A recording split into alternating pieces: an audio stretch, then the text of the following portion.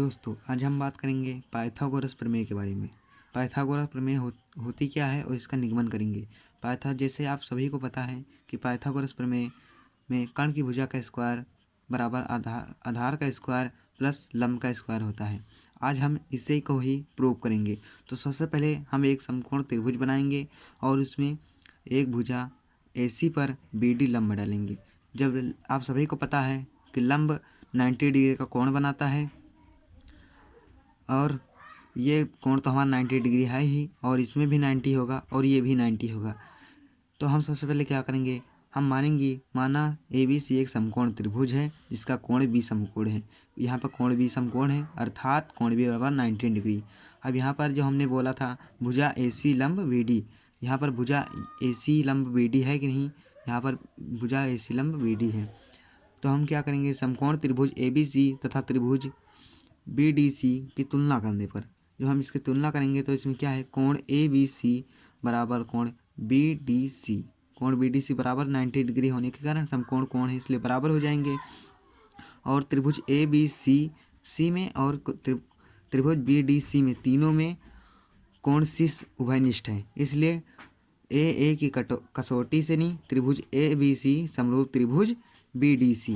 अब जैसे आप सभी को पता है कि समरूप त्रिभुजों की संगत भुजाएं समानुपाती होती हैं, इसलिए AC लंब AC/BC होगा, क्योंकि AC कोण यहाँ पर कोण B समकोण है हमारा, इसलिए कोण B के सामने के बड़े वाले त्रिभुज में कोण B के सामने की भुजा AC है तो हम AC लिखेंगे।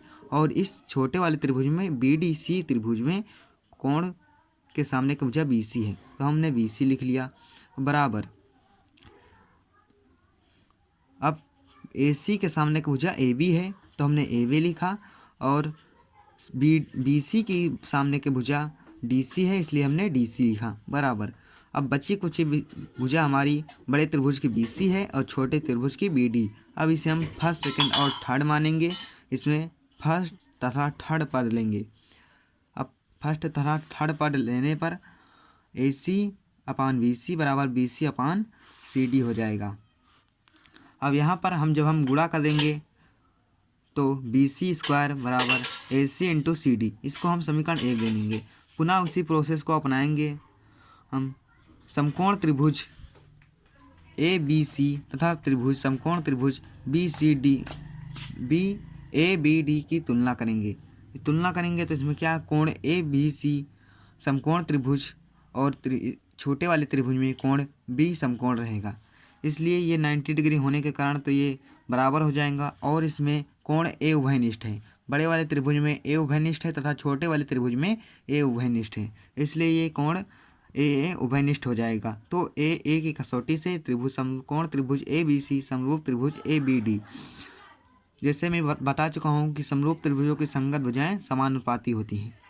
फिर से वही प्रोसेस, कोण B के सामने की भुजा AC लिखा गया, और और इस छोटे वाले त्रिभुज में कोण के सामने की भुजा AB है तो हमने AB लिखा। और बड़े वाले त्रिभुज में AC के सामने की भुजा AB है तो हमने AB लिखा, और इस BC के सामने की भुजा CD है इसलिए हमने AD है छोटे वाले त्रिभुज में, इसलिए हमने AD लिखा। अब बच्ची कुछ ही भुजा इसमें हमारी BC है तो हमने BC लिखा, और इसमें छोटे वाले त्रिभुज में बच्ची कुछ ही भुजा हमारी BD है तो हमने BD लिखा। अब फर्स्ट तथा सेकंड तथा थर्ड पद अब मान लेंगे हम।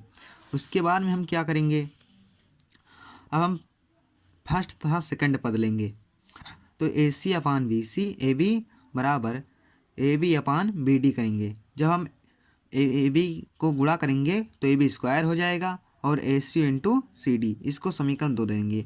अब समीकरण 1 और समीकरण 2 को हम जोड़ देंगे। जब जोड़ेंगे तो क्या होगा, BC square plus AB square बराबर AC into CD plus AC into AD।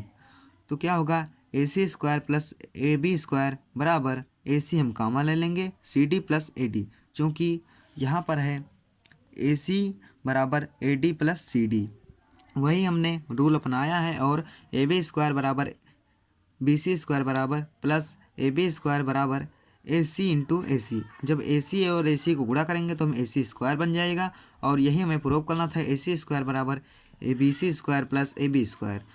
आई हो आपको ये वीडियो पसंद आई हो, ज़रा से ज़रा शेयर करें और हो सकता है ये वीडियो 2023 की बोर्ड परीक्षा में पूछी जाए। तब के लिए धन्यवाद।